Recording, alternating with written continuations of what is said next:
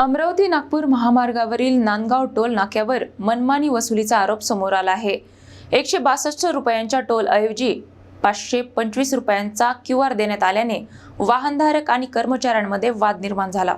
अमरावती नागपूर राष्ट्रीय महामार्गावरील नांदगाव टोल नाक्यावर पहाटेच्या सुमारास मोठा गोंधळ उडाल्याची घटना समोर आली आहे। एका वाहनधारकाला नियमानुसार 162 रुपयांचा टोल आकारला जाणे अपेक्षित असताना त्याला थेट 525 रुपयांचा QR देण्यात आल्याने वाद निर्माण झाला। या प्रकारानंतर वाहनधारक आणि टोल कर्मचाऱ्यांमध्ये शाब्दिक वाचावाची झाली। 525 रुपये टोल कसा घेऊन राहिले तुम्ही?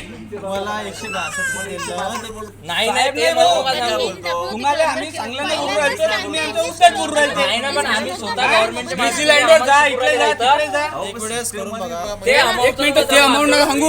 हा तुम्ही आम्हाला हे दिला, हे बघा 525 रुपये 525 रुपये यांचं हे देऊ राहिले।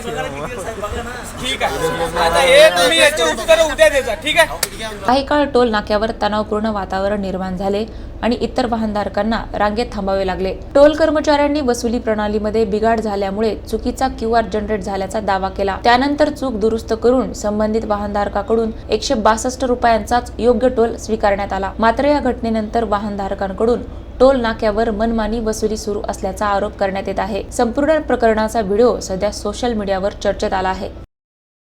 अमरावती व नागपूर हायवे रोडवर जो टोल आहे तो टोल मनमानी पद्धतीनं वसूल करणे चालू आहे। जिथे 162 रुपये टोल असायला पाहिजे तिथे 525 रुपये टोल वसूलण्यात येत आहे व उद्धट भाषेत त्याचे आपल्या जे आपण आहो जे गाडी चालवतो जे टोलवरून पास करतो त्यांच्यावर भाषेत बोलणंच येत आहे। आपण जर त्यांना म्हटलं तर ते सरळ म्हणतात आम्ही इथचे मॅनेजर आहे, तुम्हाला बोलायचं असेल तर न्यूझीलंडला जा, तिथं कंप्लेंट करा।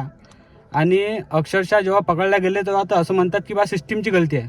आता हे काही लोकांच्या लक्षात येत आहे, ते ऑब्जेक्शन उचलत आहे, पण काही लोकांच्या लक्षात न येत आहे तर लाखो करोड रुपये हे स्वतःच्या अकाउंटमध्ये टोल जमा करत आहे की खरंच एवढा टोल हे जबरदस्ती वसूल करण्यात येत आहे जे आम जनतेचा व मेहनतीचा पैसा आहे।